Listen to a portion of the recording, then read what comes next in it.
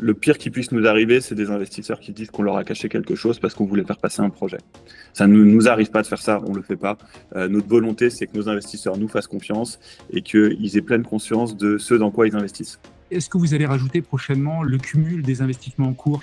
Oui, en fait, c'est quelque chose qui est en développement, c'est quelque chose qui est en test là du côté de la tech. Et en fait, ça doit arriver dans les prochains jours. Il y a des choses qui ne vont pas bouger, c'est qu'on sera toujours accessible dès 1 euro. Dans l'immense majorité des cas, ça se passe très très bien.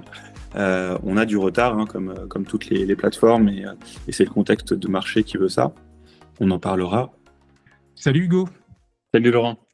Bon bah écoute, je suis très content, très honoré voilà, de t'accueillir pour cette interview. J'ai une chaîne donc, de Liberté Financière où je parle beaucoup de crowdfunding immobilier, j'analyse beaucoup de projets, notamment de la première brique. Alors je pense qu'aujourd'hui, on a un petit peu un tournant sur la partie crowdfunding immobilier, sur deux aspects. Déjà parce qu'il y a l'agrément PSFP qui vient de sortir, voilà, une nouvelle réglementation européenne, et donc c'est un point important. Alors je voudrais qu'on évoque ce sujet ensemble. Et puis l'autre point, c'est effectivement tout le marché de l'immobilier qui devient un petit peu plus compliqué. Voilà, on a quitté une décennie qui était un petit peu magique pour les investisseurs entre 2010, on va dire, et 2021. Là, ça devient un petit peu plus difficile au niveau des taux, des travaux, baisse aussi du prix au mètre carré sur certaines régions et certaines villes en France. Donc, je voudrais qu'on aborde ces sujets et puis également quelques questions aussi de mes auditeurs qui m'ont posé. Voilà, donc on va voir tout cela. Mais avant, je vais peut-être te laisser te présenter, toi, et puis la première brique pour ceux qui ne connaîtraient pas encore la plateforme. Très bien, merci beaucoup déjà de me recevoir et puis de faire cet échange. Merci surtout pour le travail d'analyse que tu fais. C'est un travail qui est important et qui permet à nos investisseurs, on a une communauté qui est assez large, on est accessible dès 1 euro. Donc c'est important pour nous d'avoir aussi un complément d'analyse.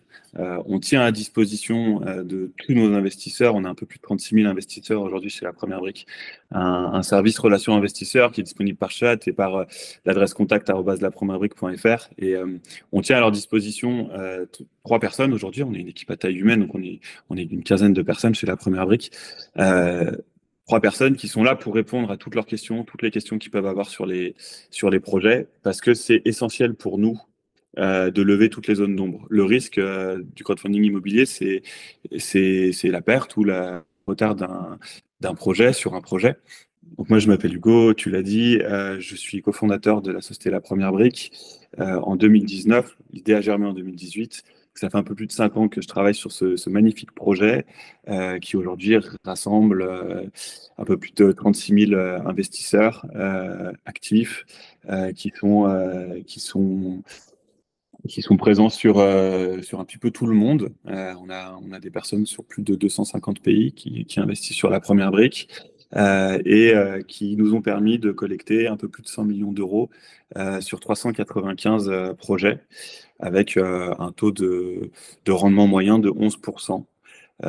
Et un peu plus de 70 millions d'euros financés sur 2023. Donc on a une croissance qui va être assez forte. Sur les dernières années, on a fait 36 millions d'euros de collecte l'année dernière, 70 cette année, et on était à un peu plus de 15 millions l'année précédente.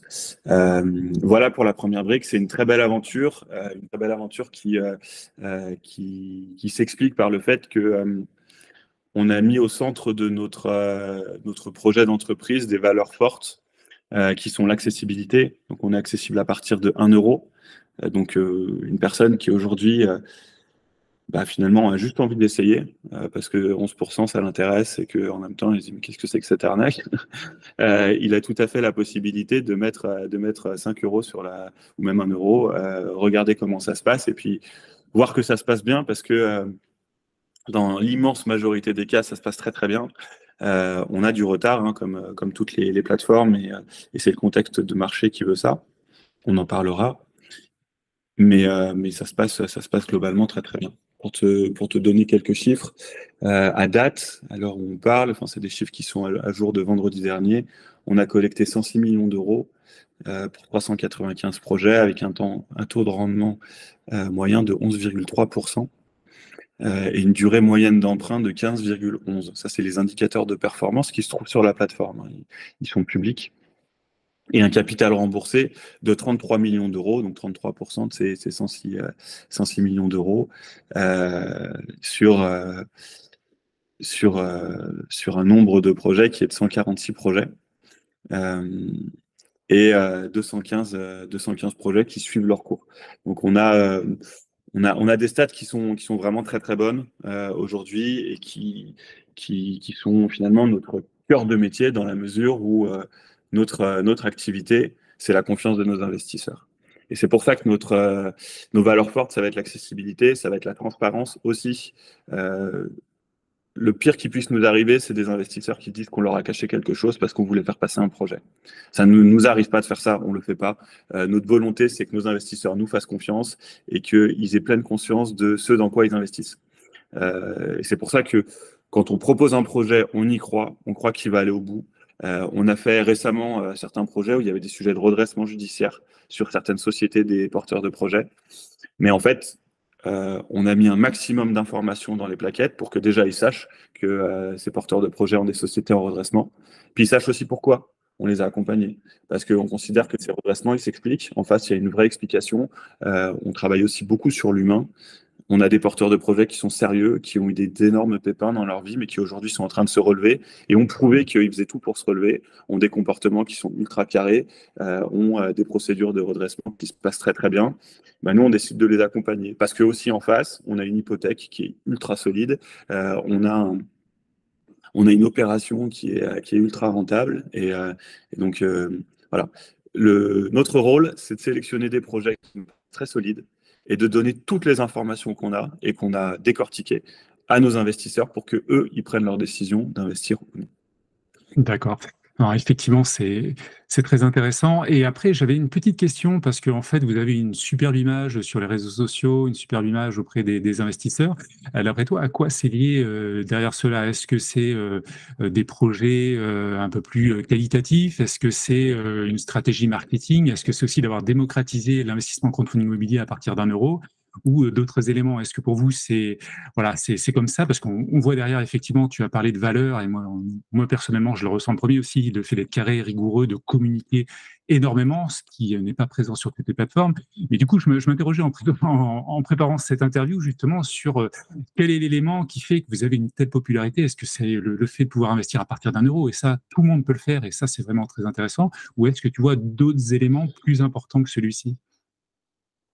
Alors, je pense que un des points forts, et finalement les mieux placés pour répondre, c'est notre communauté, hein, mais de ma lecture, on a toujours été très disponible. Depuis qu'on a créé la société, c'est vraiment central pour nous de répondre à toutes les questions. En ouvrant l'investissement immobilier à partir de 1 €, on savait qu'on aurait des questions de personnes qui seraient moins aguerries qu'on peut l'être et de personnes qui finalement découvrent même ce que c'est qu'un compromis de vente. Et en fait, c'est OK. On a toujours mis cette valeur de transparence et de bienveillance, et c'est très important, au centre de notre communication. Depuis le début de la première brique, moi, je mets un point d'honneur à ce qu'on réponde à tout le monde et dans un délai qui soit très correct. Et un délai très correct, c'est moins d'une semaine.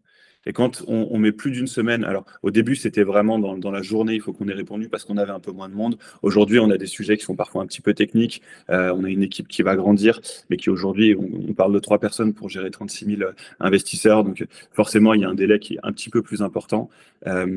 Mais dans les quelques heures qui suivent une question, dans les quelques jours, au pire, il faut que la personne ait une réponse. Et ça, c'est très important parce que ça contribue à entretenir la confiance de nos investisseurs. Euh, le credo, c'est pas de zone d'ombre. Vous nous posez une question, on y répond, on n'a rien à cacher. On a une stratégie depuis le début qui est différente de nos confrères parce que nous, on va pas chercher à financer des énormes projets. Et on n'a pas de politique de aller chercher des investisseurs ou aller chercher des projets. On n'a jamais eu de force commerciale qui va chercher du projet ou qui va chercher des investisseurs. Ça, c'est un premier point qui est assez central. Donc, nous, on s'est toujours concentré sur la qualité de ce qu'on proposait, aussi bien aux porteurs de projets qu'aux investisseurs. On a commencé tout petit. On a commencé, la première année, on a financé pour, j'ai plus le chiffre exact en tête, mais la première année, je crois qu'on a financé 4 projets pour un peu moins de 600 000 € ou 600 000 €. Donc, en fait, à partir de là, on a une démarche artisanale, si tu veux, on prend ce qui nous arrive et puis on le traite de la meilleure des façons. Donc forcément, on a un niveau de satisfaction en face des investisseurs qui contraste un petit peu avec une dynamique qui serait plus agressive. Et plus agressive pour une bonne raison, qui est qu'en fait, quand tu te concentres sur les gros projets, qui sont forcément beaucoup plus rentables pour ta structure, bah, tu as beaucoup plus de concurrence. Parce qu'on est un peu sur le phénomène du Blue Ocean, Red Ocean. Je ne sais pas si tu connais cette théorie, mais l'idée, c'est de dire que tu as le Red Ocean, qui est une petite marque qui concentre énormément de. C'est un peu une dérive du Pareto, qui consomme énormément de poissons. Donc forcément très concurrentiel. Et Red Ocean, parce que c'est un peu sanglant. Et le Blue Ocean, qui est une grande marque, où il y a un petit peu moins de poissons. Mais finalement, tu as de la place pour faire ta vie, quoi. Et nous, on s'est vraiment concentré là-dessus, sur le fait de dire, bah, on n'a pas besoin d'une rentabilité dingue. On est rentable depuis la première année parce qu'en fait, on a fait très attention à nos charges. Mais par contre, ce qu'on fait, on le fera très très bien, quitte à faire un peu moins de volume. Et petit à petit, on grandit. Et aujourd'hui, on a un volume dont on n'a pas à rougir. Non, effectivement, vous avez quand même aussi, tu viens de le dire, un positionnement quand même un petit peu à part par rapport aux autres acteurs du marché. Alors, on va peut-être maintenant passer aux deux gros sujets, donc l'agrément PSFP et la partie marché de l'immobilier actuel qui est un petit peu plus difficile. Alors, juste avant, je Ouais. rappelle, hein, pour les personnes qui connaissent pas la première brique, bah, ils peuvent s'inscrire. Je vais mettre un petit lien en description et ça leur permettra de bénéficier d'un pourcent supplémentaire sur leur premier projet. Donc ça, c'est toujours intéressant pour mettre un pied à l'étrier et commencer même à partir d'1 euro, 10 euros et de regarder comment ça se passe, hein. Moi, c'est ce que je recommande, vraiment de tester et de voir comment ça fonctionne, d'analyser les plaquettes. Et ça, c'est important. Alors, il y a deux éléments d'actualité en ce moment. Il y a l'agrément PSFP. Alors, vous avez eu l'agrément il y a pas très longtemps, il y a quelques semaines. Peux-tu nous dire un petit peu, avec le recul maintenant, est-ce que ça a été vraiment très complexe à avoir? Et puis, qu'est-ce que ça va vous permettre à l'avenir vis-à-vis du marché français, d'une part, et également vis-à-vis peut-être du marché européen, si tu nous amènes des news, voilà, si vous allez peut-être attaquer d'autres marchés demain, et pourquoi pas? Ok, alors l'agrément PSFP, ça a été 6 mois pas plus, ça a été un an de travail, pas à plein temps, mais quasiment d'une personne qu'on a recrutée pour ça, pour aller chercher l'agrément. On a été en plus accompagné d'un conseil, donc ça a été un énorme travail fil rouge, nous en interne, et pour tous les aspects réglementaires d'obtenir l'agrément. C'est vraiment pas quelque chose à prendre à la légère et c'est un gage de sérieux pour les plateformes qui l'ont. Et d'un point de vue tech, ça a été 6 mois de travail je dirais, 30%, 40% de 3 personnes dans l'équipe. Donc ça a été un énorme travail aussi. C'est un gros, gros, gros chantier pour nous et on est très, très heureux. C'est pour ça qu'on en a un peu fait des pièces, peut-être. On est très, très heureux d'avoir obtenu cet agrément. Ce que ça change pour nous, bah, c'est que là où on avait finalement des limitations au niveau des montants de projet. On était limité à 1 million d'euros de collecte par projet. Aujourd'hui, on est limité à 5 millions d'euros, donc on va pouvoir collecter des projets un peu plus importants. C'est pas notre volonté centrale, mais c'est quelque chose qu'on peut faire et qu'on va pas s'interdire de faire, surtout si les projets sont solides. Et ça nous amène, nous, de notre côté, surtout des contraintes, qu'on fait un gros travail pour ne pas trop transposer à nos investisseurs. C'est-à-dire que là où, en fait, hier, on collectait un projet et le lendemain, on pouvait décaisser chez le porteur de projet, aujourd'hui, il faut qu'on attende 4 jours, qui sont le délai légal de rétractation pour une personne qui est dite non avertie. Ça, c'est une vraie contrainte pour nous parce que notre valeur ajoutée pour un porteur de projet, c'est notre réactivité. Donc, il faut qu'on compose avec ça. On le fait plutôt pas mal. On le fait plutôt pas mal pour l'instant. Et finalement, je pense qu'on a le travail d'anticipation et de préparation qu'on a fait avec toute l'équipe. Il nous permet aujourd'hui de plutôt très très bien traiter ce sujet enfin, toutes ces nouveautés. Pour ce qui est du marché européen, je te le disais, on est présent dans énormément de pays aujourd'hui. Alors on est présent. On a des investisseurs d'énormément de pays aujourd'hui et notre présence elle se transpose surtout par le lieu de résidence de nos investisseurs. Parce que, alors aujourd'hui, la grande majorité de nos investisseurs, c'est France. Mais Mais on commence à avoir des personnes un peu dans tous les pays et qui parlent de nous. Et parce que finalement, je te le disais, on n'a pas de force commerciale. Nous, notre développement, il se fait beaucoup par le système de parrainage et par la, la satisfaction de nos investisseurs qui parlent de notre solution autour d'eux. Donc, attaquer les investisseurs, attaquer d'autres marchés européens, côté investisseur, bah, on l'a plus ou moins déjà fait. On va certainement, à moyen terme, accélérer le mouvement en proposant une version en anglais du site. Mais finalement, aujourd'hui, la problématique qu'on a sur la première brique, c'est qu'on a trop de monde et que les projets partent trop vite. Donc, est-ce que c'est pertinent d'aller chercher encore plus de monde pour rendre l'expérience encore plus inconfortable pour nos investisseurs, enfin, plus inconfortable? Je suis pas sûr.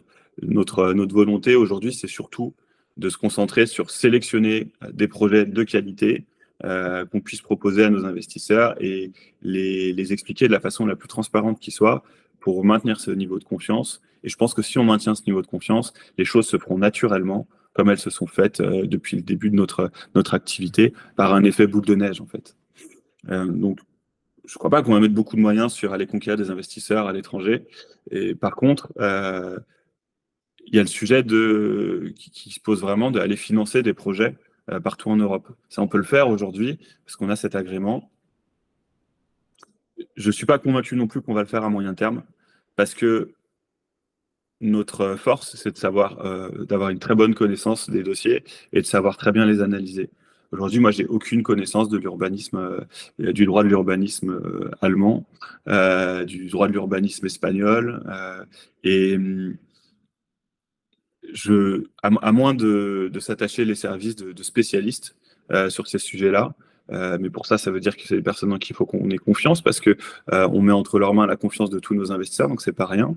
Et ben, je pense qu'on va rester concentré dans un premier temps sur le marché français, parce qu'il y a encore le crowdfunding, c'est une industrie qui est jeune, qui est née en 2014 sous la forme qu'on connaît actuellement, qui a encore énormément de parts de marché à aller chercher en France. Et c'est aussi pour ça que, si tu veux, on est dans une industrie qui certes est concurrentielle, mais nous, on envoie des projets qu'on n'a pas la bande passante pour financer à certaines plateformes, et l'inverse est vrai, parce qu'on travaille ensemble, parce qu'on a tous compris que, en tout cas avec les plateformes sérieuses, on avait intérêt à s'entraider pour maintenir le niveau de confiance de l'ensemble des investisseurs. Parce qu'aujourd'hui, des acteurs du crowdfunding qui se plantent complètement, bah, ça fait beaucoup de mal, à toute l'industrie finalement, par répercussion. Alors, tu as parlé du plafond là, d'1 million qui maintenant pouvait être dépassé pour les collectes. Est-ce que tu penses du coup que la collecte moyenne sur la première brique, qui doit être, je ne sais pas, jusqu'à présent peut-être autour de 300 000 euros, elle va monter à 500 000 euros, 600 000 euros demain? Mais j'ai l'impression aussi, peut-être de mon point de vue, depuis quelques mois, qu'il y a moins de projets aussi à 150 000 euros, 100 000 euros. Peut-être que voilà, vous montez un petit peu plus en collecte moyenne, hein. Alors, il faut être très pragmatique. Nous, les projets à 150 000 euros, pour nous, c'est un enfer. Parce que on y passe autant de temps qu'un projet à 1,5 million. On a 4 fois plus de personnes qui râlent après les collectes en disant oh, j'ai pas pu investir, encore une fois, j'en ai marre, je me désabonne, votre plateforme, c'est n'importe quoi. Et on passe autant de temps, du coup, même si ce n'est plus, avec l'équipe Relations Investisseurs à traiter les demandes. Donc, c'est un enfer pour nous. Pourtant, c'est au centre de nos valeurs parce qu'on s'est créé là-dessus. On s'est créé pour aider des projets à taille humaine à voir le jour. Et c'est des projets qui plaisent beaucoup à notre communauté. Et c'est aussi pour ça qu'ils râlent, hein, on va pas se mentir. Donc, c'est un peu un dilemme. Oui, on va continuer d'en faire. Oui, ça va rester important pour nous. Mais c'est vrai que on fait aussi ce qu'il faut pour que notre communauté soit satisfaite. Et aujourd'hui, quand on voit à quel point ça râle, quand on propose des petites collectes, de façon assez pragmatique, on va avoir tendance à en faire un petit peu moins et à se concentrer sur des collectes un peu plus importantes qui permettent à plus de monde de se positionner. Non, je comprends Non, totalement. Après, c'est vrai que la exactement. communauté s'est bien rendu compte, voilà, ces derniers temps, que les projets étaient plus conséquents et donc que les collectes mettaient un peu plus de temps Ouais. aussi à se clore. Alors, on n'est pas sur plusieurs jours, plusieurs semaines par rapport à d'autres plateformes, donc ça va quand même relativement vite. Généralement, voilà, dans quelques dizaines de minutes ou maximum peut-être une journée, mais donc ça, c'est bien. Alors, j'avais quand même une petite question sur cet agrément Mais tu vois, PSFP. à ce propos, Oui, juste une petite anecdote, je ouais, te coupe. bien sûr. Pour nous, c'est une bonne nouvelle, une collecte qui met quelques heures, même un jour à se financer. C'est vraiment une bonne nouvelle. Quand on a lancé la plateforme, moi, j'avais qu'une angoisse, c'est qu'on n'arrive pas à financer. Et quand un projet, et ça nous est arrivé, on a eu un ou deux projets qui ont mis plusieurs heures à se financer au début. Enfin, d'ailleurs, au début, ça mettait plusieurs jours. Et moi, j'étais dans un niveau d'angoisse, si tu veux. Je n'arrivais pas à dormir parce que ça me stressait comme pas possible. C'est mon bébé, hein, cette plateforme. C'est notre bébé à tous les 15. Et en fait, je, maintenant, je suis heureux quand une plateforme met plusieurs minutes parce que je me dis, ouais, super. Super, on va avoir plus de monde qui peut investir, ils vont avoir le temps. D'un point de vue tech, ça va bien se passer parce il y aura moins de monde, ce sera moins sursollicité au niveau des serveurs. C'est bien, c'est une bonne nouvelle. Et donc, bah, moi, ça me va, quoi. Ça me va bien. C'est bien. Quel est ton regard vis-à-vis de la concurrence dans ce prisme-là de l'agrément PSFP? Il y a certaines plateformes qui ne l'ont pas encore obtenu. Ouais, On sait, alors je sais également qu'il y a certaines plateformes qui vont proposer, demander cet agrément, enfin deux plateformes vont demander le même agrément PSFP, qu'il y a une autre plateforme qui devrait, va y avoir d'autres rapprochements qui devraient être annoncés prochainement.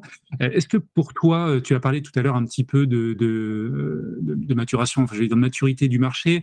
Euh, voilà, ça a été, le crowdfunding immobilier existe depuis 2014, les collectes globales augmentent d'année en année. Est-ce qu'aujourd'hui, on n'est pas arrivé à un moment charnière où va peut-être y avoir des regroupements? Il y a peut-être trop de plateformes et est-ce que certains acteurs vont devoir se regrouper pour la raison de l'agrément ou pour d'autres raisons pour continuer à se développer? ok. Parmi les plateformes sérieuses, j'en ai deux ou trois en tête qui n'ont pas encore l'agrément et je pense que c'est qu'une question de semaines avant qu'elles l'obtiennent. Euh, Je donnerai pas de nom, mais il y a des plateformes effectivement qui sont mal en point. Euh, et, euh, et en fait, on a la chance, nous, d'être rentable depuis notre première année, de pas être détenu par un fonds, donc d'avoir même pas d'objectif de rentabilité, mais pour autant, on est rentable depuis la première année. C'est pas du tout le cas de d'autres plateformes qui peuvent être des plateformes un peu importantes. Et, et qui aujourd'hui, effectivement, avec le contexte, vivent assez mal le- la possibilité d'un redressement. Et effectivement, je pense, je n'ai pas de boule de cristal, mais qu'il va y avoir un certain nombre de rapprochements, que l'industrie va se structurer autour de certaines grosses plateformes. Euh, Nous, de notre côté, on va continuer de faire ce qu'on sait faire, à savoir des projets de qualité, dans une quantité qui soit à hauteur de ce qu'on peut traiter pour rester sur un bon niveau de qualité. Et notre objectif, c'est pas de devenir un monstre de l'industrie, c'est de continuer de faire à taille humaine ce qu'on sait faire. On n'est pas du tout, mais alors pas du tout, en risque. C'est-à-dire que on fait une très belle année 2023, on a fait une très belle année 2022, on a fait une belle année 2021, et on a fait une belle année 2020, et on est une société qui marche très très bien, et on n'est pas du tout en risque dans cette industrie, on a les reins très très solides. Et quand bien même, pour rassurer les investisseurs, parce que c'est une question qu'on peut avoir parfois, quand bien même on aurait un énorme raz-de-marée qui nous viendrait, j'en sais rien, on a une centaine de projets qui tombent à l'eau, ce qui est assez peu probable. Mais, à ce moment-là, ce qu'on appelle une gestion extinctive. C'est que on a une plateforme qui est une plateforme conséquente aussi, qui récupérerait la totalité de nos projets et qui récupérerait la gestion de la totalité de nos projets. Donc nos investisseurs ne seraient pas impactés si notre société venait à être liquidée. On a prévu ce point-là. Vous aviez évoqué ça, je crois, lors du webinaire. Moi, j'étais surpris Ouais. que c'était un organisme, effectivement. Donc, bon, on n'aura pas le nom de la plateforme. Je crois que c'est peut-être aussi confidentiel. Mais c'est intéressant de savoir ça, effectivement, qu'il y aura une continuité derrière dans le suivi des dossiers. Ça me paraît crucial et c'est important. Alors, tu as parlé de risque. Quel est ton regard aujourd'hui vis-à-vis du marché de l'immobilier? Parce qu'il y a eu une hausse des taux assez forte, voilà, depuis un an et demi. Prix des matériaux également qui ont augmenté, les prix de sortie qui étaient envisagés dans les projets peut-être début, enfin 2021 ou début 2022. Aujourd'hui, quand on arrive à la fin des projets, c'est plus compliqué parce que le marché a peut-être baissé localement. Enfin, on le voit bien à Lyon, dans certaines villes, même à Paris.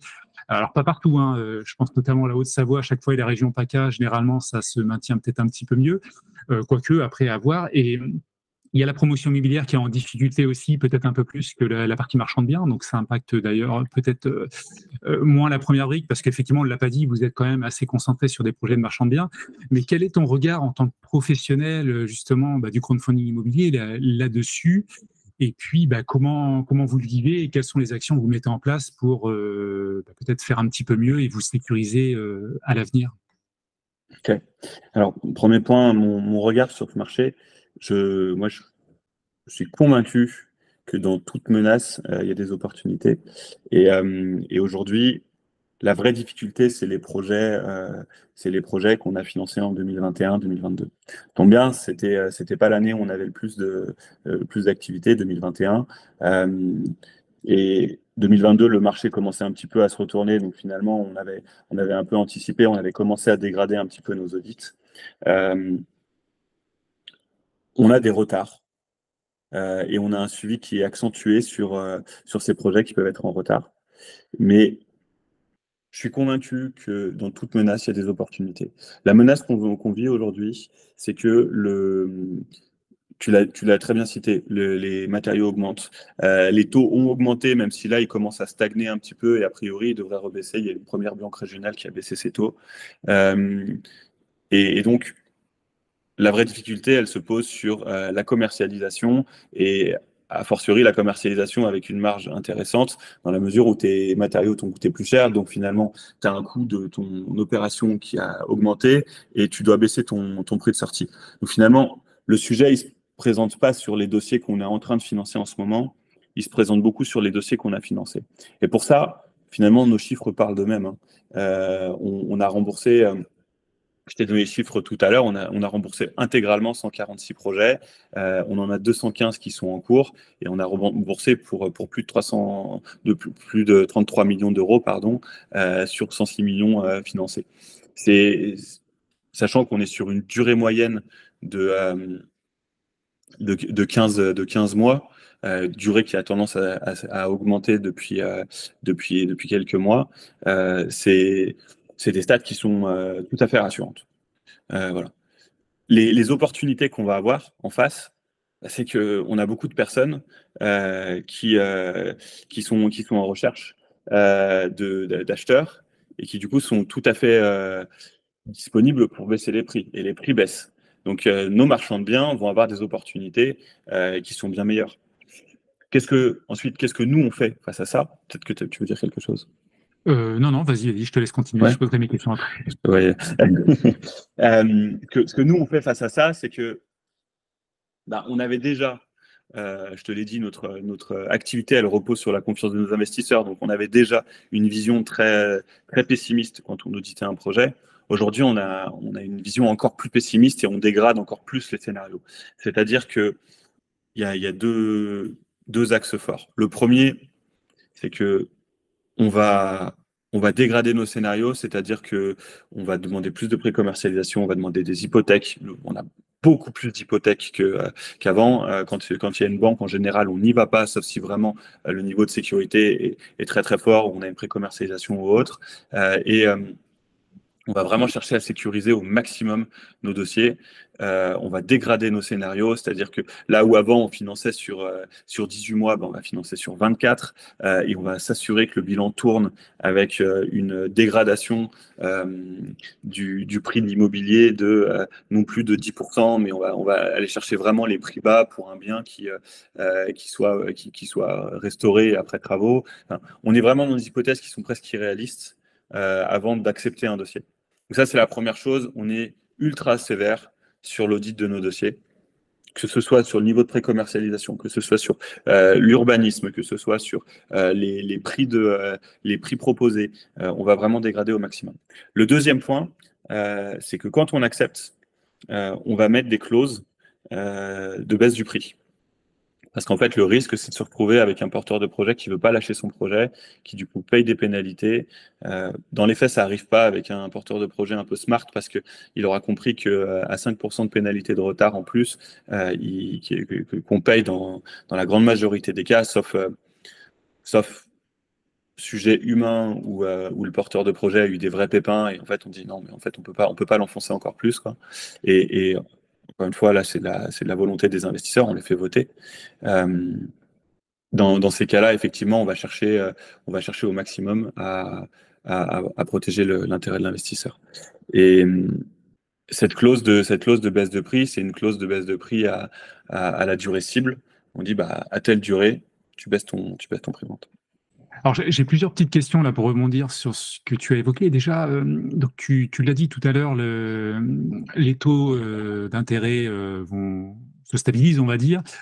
Quel est ton regard entre cette évolution des taux et les taux de rendement? Parce que moi, j'ai l'impression personnellement que les taux ont un petit peu augmenté, voilà, sur la première brique, sur les dernières collectes. C'est une question qui m'avait d'ailleurs été posée par la communauté. Quel est ton regard là-dessus là, en ce moment? Et puis pour 2024, vu qu'a priori, on devrait être un peu plus stable, ce qui est bien d'ailleurs pour tous les acteurs de l'immobilier d'avoir un peu plus de stabilité aujourd'hui. Ok. Alors, ce qu'il faut comprendre, c'est que notre activité, c'est, je me répète, hein, mais je trouve que c'est vraiment important de l'avoir en tête. Notre activité, c'est de garder la confiance de nos investisseurs. C'est d'honorer la confiance de nos investisseurs. Dire, vous nous faites confiance, vous prêtez dans les projets qu'on sélectionne. Il faut qu'on soit digne de cette confiance. À partir de là, c'est vraiment le cœur de notre activité. Donc nous, ce qu'on fait, c'est qu'on va aller sélectionner des projets. Mais pour sélectionner des projets, il faut aussi qu'en face, on ait des porteurs de projets qui veulent nous faire confiance et qui viennent travailler avec nous. Il faut savoir que dans l'industrie, nous, on est plus cher pour un porteur de projet que d'autres plateformes. Pas beaucoup plus, mais globalement, on est un petit peu plus cher. On est un petit peu plus cher parce qu'aussi on est très réactif, on a une certaine souplesse. C'est-à-dire qu'un porteur de projet qui vient nous trouver, il a un chargé d'affaires attitré et il l'a au téléphone quasiment 2 fois par jour. On est ultra disponible pour nos porteurs de projet. Enfin, voilà, on offre aussi un service qui fait qu'on est plus cher. Bref. Notre activité, la qualité des projets qu'on peut proposer, elle dépend aussi de la qualité des porteurs de projets avec lesquels on est en relation. Les bons porteurs de projets, ils sont dragués par toutes les plateformes. Pour continuer de travailler avec des bons porteurs de projets qui proposent des projets de qualité, bah, il faut aussi que nous, on leur propose un deal qui leur convient. Parce que ils veulent bien payer plus cher, mais à quelle hauteur? Donc en fait, c'est quelque chose de concurrentiel et la hausse des taux, elle est possible si nous, on dit à un porteur de projet, bah, écoutez, OK, vous pouvez vous faire financer chez nous, mais par contre, ce sera 14%, et puis vous payerez tant de frais de plateforme, soit un point de plus que sur une autre plateforme.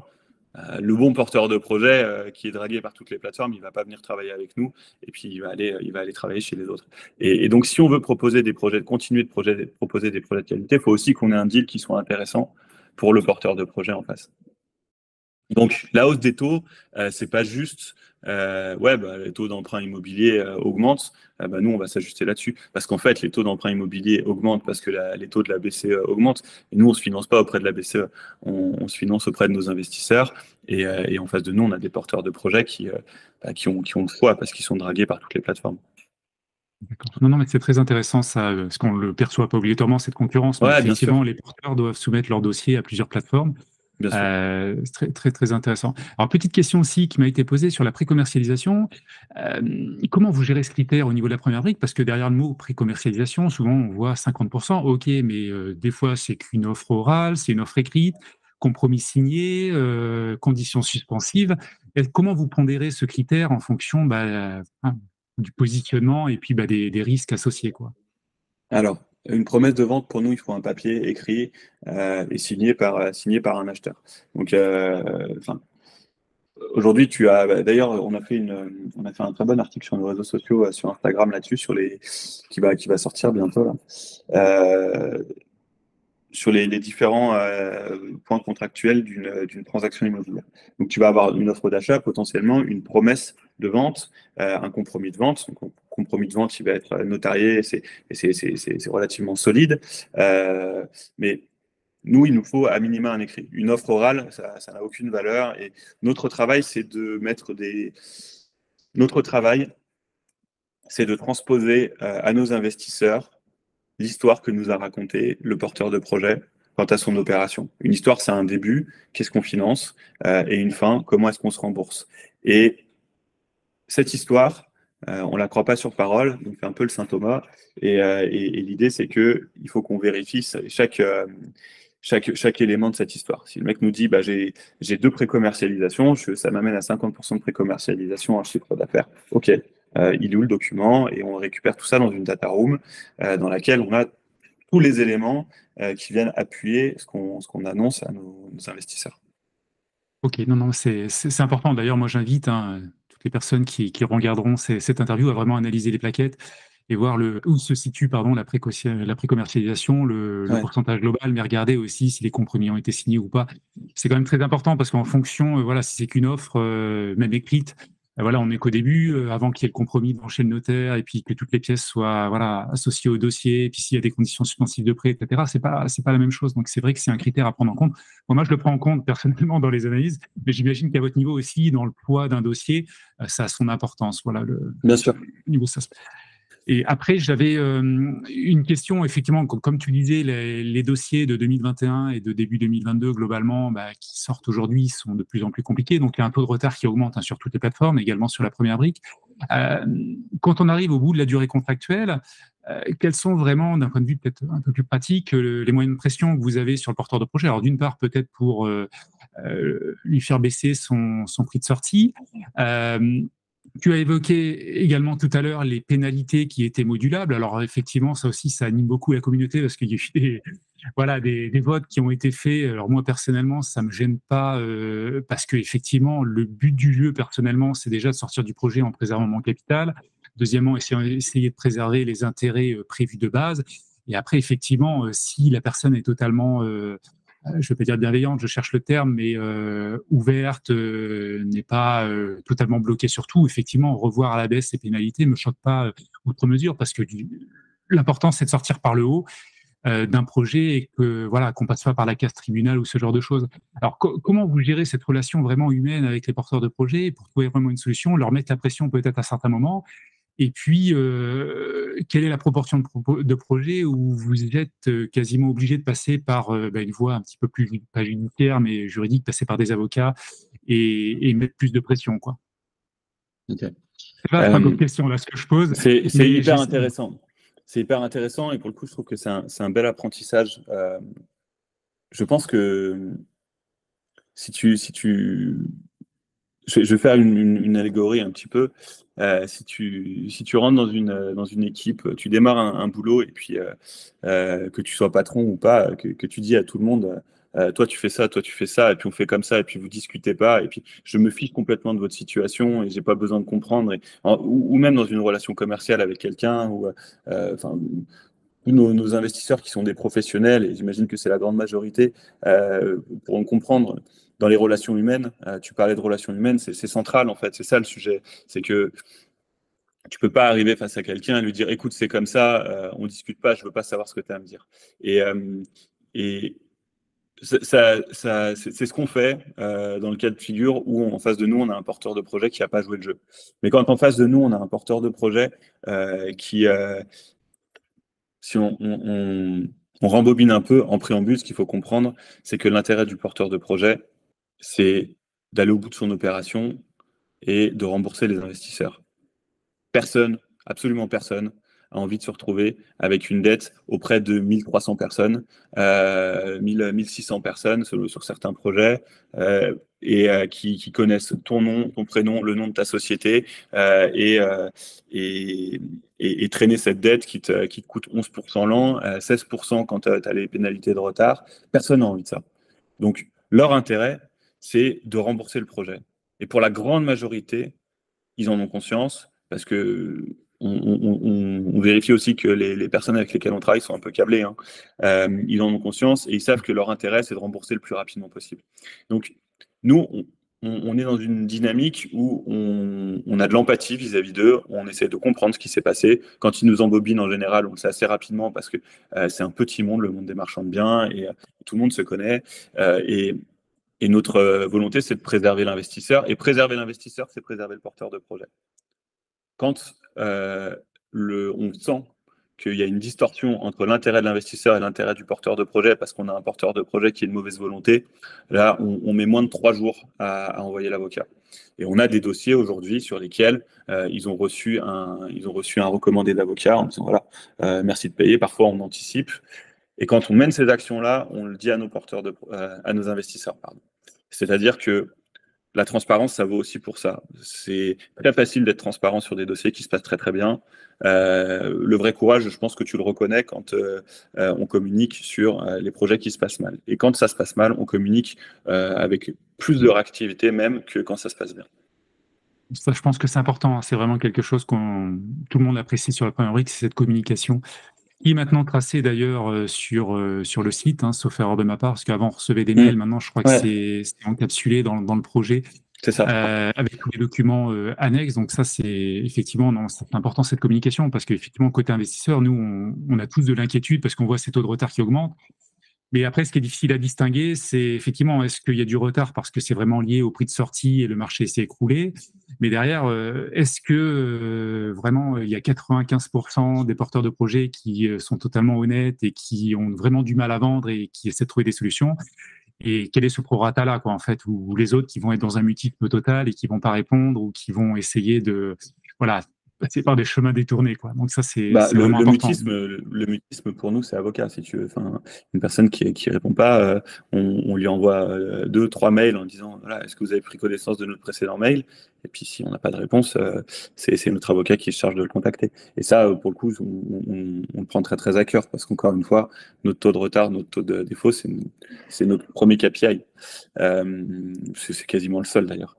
Et enfin, le contexte est ce qu'il est. Donc, la grande majorité de nos porteurs de projets sont de bonne volonté et sont juste embêtés d'avoir des projets qui traînent parce que c'est eux les premières victimes de cette situation. Ils ont une dette auprès de, encore une fois, enfin, il faut se mettre à leur place. Euh, c'est un métier qui est très solitaire, surtout chez nos porteurs de projets. C'est des gens qui sont pas dans un bureau avec 50 personnes, avec qui ils discutent, avec qui ils partagent leurs problèmes. C'est des gens qui sont seuls sur la route à aller de projet en projet, à travailler avec des artisans, des choses comme ça, mais qui sont finalement assez seuls et qui se retrouvent endettés auprès de 1700 personnes, tout seuls à devoir rembourser cette dette. Et sans dire qu'il faut les pleurer, parce qu'ils ont fait ce choix-là et qu'ils ont une activité qui est magnifique par ailleurs, parce qu'elle a énormément d'avantages. Nous, notre rôle, c'est aussi de les accompagner et de les comprendre et d'essayer de leur trouver des issues qui soient les plus positives possibles. Parce que des issues positives pour eux, c'est des issues positives pour nos investisseurs. Non, c'est vraiment essentiel. Hein. C'est très important et merci d'avoir voilà, évoqué tous ces éléments-là. Je pense que ça, voilà, beaucoup de personnes vont être intéressées par ces propos. Donc, c'est important. Donc, on va suivre la suite vis-à-vis je reprends un petit peu de hauteur, hein, ce marché de l'immobilier, suivre les retards et puis en espérant qu'effectivement, les nouveaux projets qui sortent répondent à des critères d'une part plus stricts et puis que voilà, le contexte de marché se stabilise un petit peu, que ce soit au niveau des travaux, des taux et parce que ça, je pense que c'est important. Mais bon, c'est vrai qu'il y a des signes, comme tu l'as dit, il y a une banque régionale qui a un petit peu baissé ses taux. Voilà, il faudra voir un petit peu la politique de la Banque centrale européenne. Ouais. Donc voilà, on verra ça pour l'année 2024. Alors justement, vis-à-vis de cette année 2024, j'ai des petites questions voilà, plus précise. Donc, il y a une nouvelle interface qui est sortie en lien avec l'agrément PSFP. Il y a eu des évolutions à divers niveaux, les questionnaires et j'en passe. Sur le tableau de bord, il y a eu des graphes qui ont été ajoutés. Est-ce que vous allez rajouter prochainement le cumul des investissements en cours et pas le cumul global de tous les projets?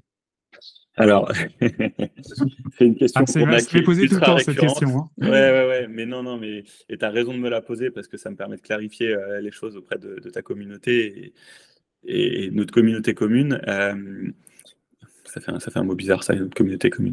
Mais oui, en fait, c'est quelque chose qui est en développement, c'est quelque chose qui est en test là du côté de la tech, et en fait, ça doit arriver dans les prochains jours. C'est une des premières remarques qu'on a eues et c'est une des premières corrections qu'on a lancées dans le dev. Mais en fait, il y a eu des couacs au moment du dev et donc on ne pouvait pas le lancer comme ça. Donc on a voulu que, enfin, notre objectif, c'est que votre plateforme elle soit la plus lisible possible et la plus ergonomique possible. Donc, quand on a le moindre doute sur le développement qu'on fait, on ne le fait pas. Et donc là, on a mis un peu de temps à lancer ça, mais on va le mettre en place dans les prochains jours. Oui. Et s'il y a des techs de l'autre côté dans ta commune, ils vont le comprendre. Le temps de la parole et pas le temps de la technique. Et en fait, entre ce que tu dis et ce que tu as envie de faire et le temps qu'il faut pour le développer, c'est toujours un monde. Et on s'en rend pas très bien compte quand on n'est pas initié. Mais c'est C'est conséquent. Et étant personnellement un ancien ingénieur dans l'informatique, bon, avec une autre compétence, la biologie, je sais bien que voilà, les projets prennent du temps, il y a toujours des petits bugs et voilà, c'est toujours un petit peu compliqué. Et d'ailleurs, je c'est sais en pas. validation tech en ce moment. C'est en validation tech en ce moment, donc ça va sortir bientôt. Petite question curieuse, vu qu'on arrive en 2024, est-ce que dans la liste, donc la roadmap, on va dire, tech, informatique, est-ce qu'il y a une petite application mobile qui va sortir prochainement? Est-ce que c'est envisagé ou ça sera décalé en 2025 peut-être? Alors, il y a beaucoup de questions. Oui, c'est envisagé, je peux te répondre. Oui, c'est envisagé. Oui, c'est dans la roadmap. Aujourd'hui, on a 50% de notre communauté qui est sur mobile, qui utilise le mobile. Donc, ça veut dire deux choses. Ça veut dire qu'il y a un vrai intérêt à développer une application mobile.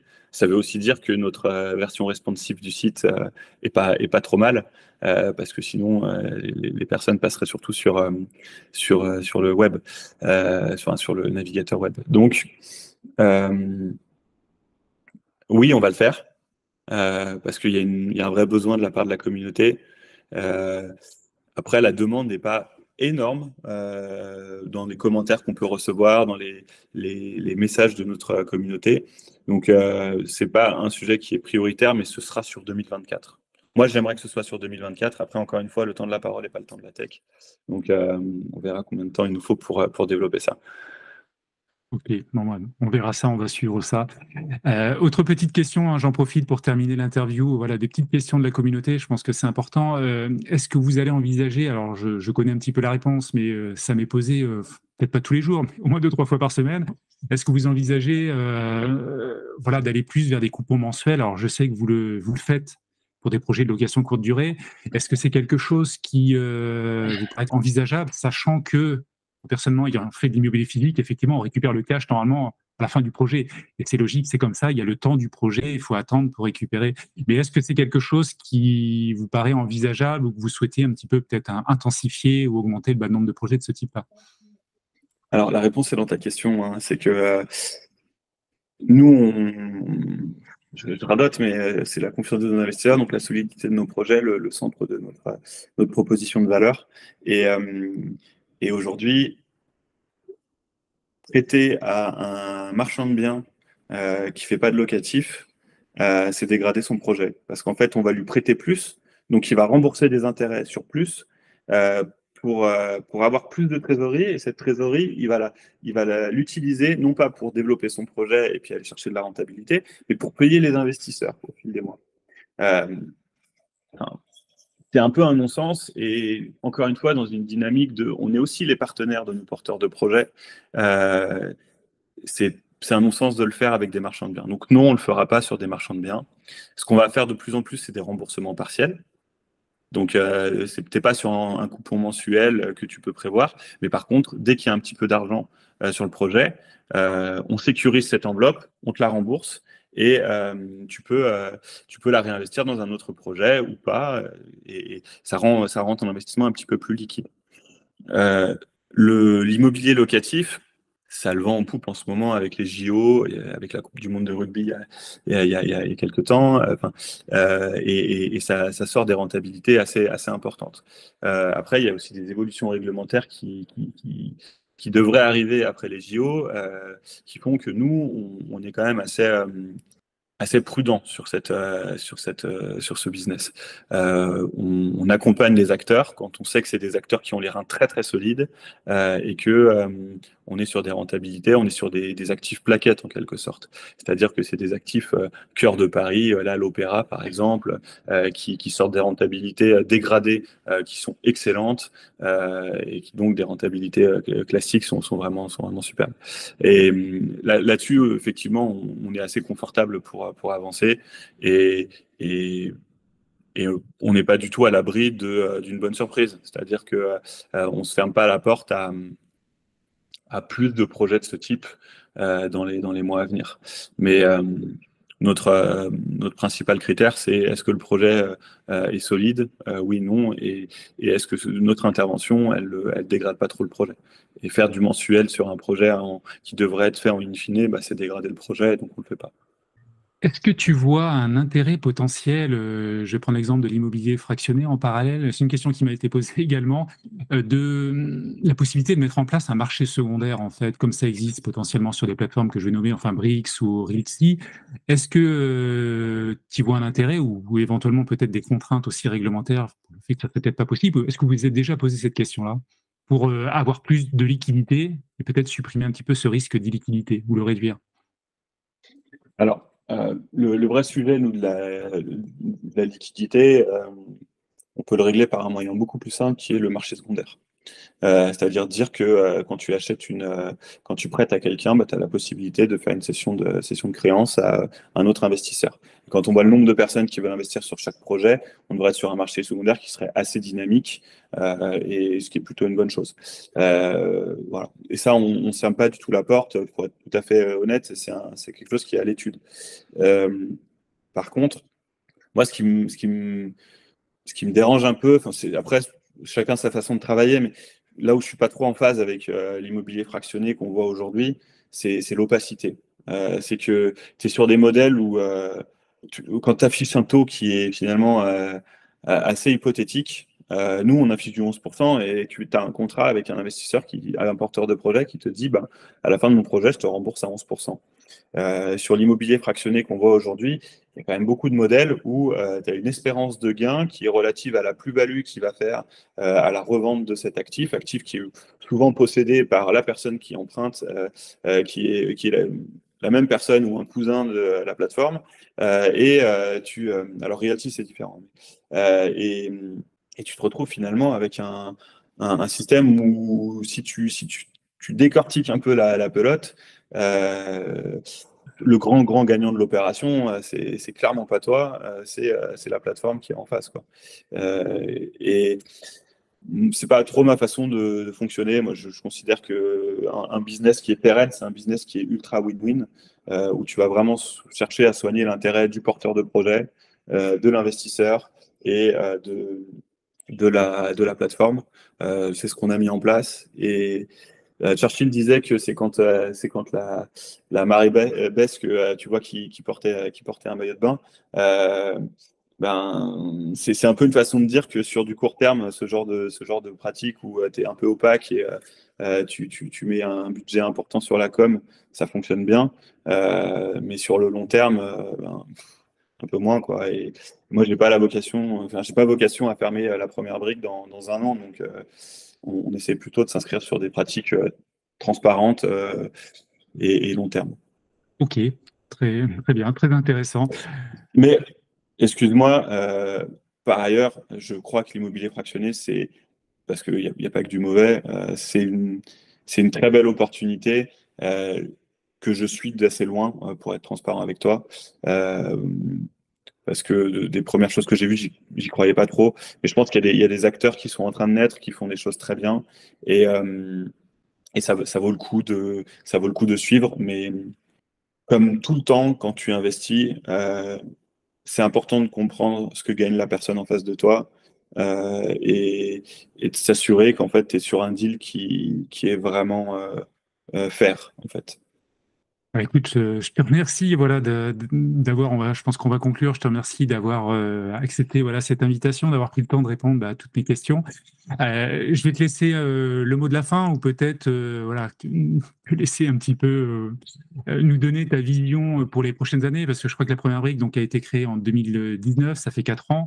À 4 ans, vous avez réussi à lever 100 millions d'euros aujourd'hui. Où est-ce que tu te vois, où est-ce que tu vois la première brique dans 4 ans? Alors déjà, peut-être en 2024, est-ce que tu as peut-être des projets à évoquer qui vont arriver, mais comment vous voyez, voilà, sur plus long terme, à 4 ans, peut-être lever 1 milliard d'euros, je ne sais pas. Enfin voilà, je pose des questions. Est-ce que, voilà, quels sont vos projets et votre vision à long terme? Ok. Alors, je vais peut-être un peu te décevoir avec une réponse de Normand, mais euh, moi, je crois beaucoup au bon sens paysan. Et dans un environnement turbulent euh, comme celui qu'on vit actuellement, je pense qu'il faut se concentrer sur ses basiques et sur les choses dont on sait qu'elles fonctionnent. Donc, te dire aujourd'hui, alors qu'on ne sait même pas l'état des taux dans un an et l'état du marché dans un an, bah, moi, je pense que dans 5 ans, la première brique, elle collectera tant. Et à mon avis, ce serait de l'amateurisme et ce serait pas franchement bienvenu. Donc, ce que j'ai envie de te dire, c'est surtout que la première brique, elle va continuer d'être très rigoureuse dans la sélection de ses projets, quitte à en proposer un petit peu moins. On a eu des périodes où on proposait beaucoup moins de projets parce qu'en fait, les projets qui nous venaient étaient pas très solides. On en refuse beaucoup. Donc, on va continuer de faire ce qu'on sait faire, à savoir sélectionner des bons projets. En France ou en Europe, l'avenir nous le dira. Mais se concentrer sur la qualité, on va grandir. On a fait, on a fait 100 millions de collectes à date. C'est pas impossible que l'année prochaine, on fasse 100 millions d'euros de collecte, parce qu'en fait, on a un certain nombre de barrières qui sont tombées avec l'agrément PSFP. Mais toujours dans cet esprit de qualité, qualité, qualité. Avoir une équipe qui soit bien formée, qui réponde bien, des plaquettes qui soient les plus transparentes possibles. Et on se nourrit vraiment des retours de nos investisseurs pour mettre encore plus de transparence dans nos plaquettes, pour leur donner toutes les armes pour décider d'investir ou non dans les projets qu'on sélectionne pour eux. Voilà, ça c'est une philosophie qui reste et qu'on a vocation à faire durer chez nous, à mettre vraiment au centre, à garder au centre. Et il y a des choses qui ne vont pas bouger, c'est qu'on sera toujours accessible dès 1 euro. On sera toujours sans aucun frais. Ça, c'est selon des problématiques. Et le mot de la fin, c'est vraiment le financement participatif et puis même l'investissement en général. Dès lors que vous sortez de l'argent de votre poche pour le donner à quelqu'un, c'est votre risque. Et donc, mesurez votre risque, analysez les projets, comprenez ce dans quoi vous investissez. C'est pas parce que être dans le vent, c'est une ambition de feuille morte. Je ne sais plus qui disait ça. Et j'aime beaucoup cette citation parce que c'est pas parce que le crowdfunding immobilier c'est tendance qu'il faut investir à tout prix dans le crowdfunding immobilier. C'est pas parce que c'est à 11% qu'il faut investir dans le crowdfunding immobilier. Il faut investir dans le crowdfunding immobilier aujourd'hui parce qu'il y a des projets très solides qui sortent avec un couple rendement-risque qui est ultra intéressant. Mais en fait, ce couple rendement-risque, il y a risque dedans. Et ce risque, vous le portez. Vous le portez à partir du moment où vous investissez. Donc, analysez bien les projets et faites-vous un avis sur les projets. Nous, on est là pour répondre à toutes vos questions pour que cet avis il soit certain. Moi, il n'y a rien qui m'insupporte plus que de voir des commentaires de personnes qui supputent des choses sur nos projets et qui en font des vérités générales et qui, du coup, influencent je ne sais combien de personnes sur des forums en disant ouais, mais c'est parce qu'ils ont fait ça, mais à tous les coups, ils ont fait ça. Non, en fait, l'interprétation, c'est le terreau de la peur et c'est quelque chose de complètement nocif. Il ne faut pas interpréter, il faut poser des questions. Voilà. C'est ça mon mot de la fin, c'est n'interprétez pas, posez des questions, on est là pour y répondre et on le fait bien. Bah, super, super. Merci beaucoup. Merci beaucoup, Hugo. Merci à toi, Laurent. Bonne journée. Bonne journée.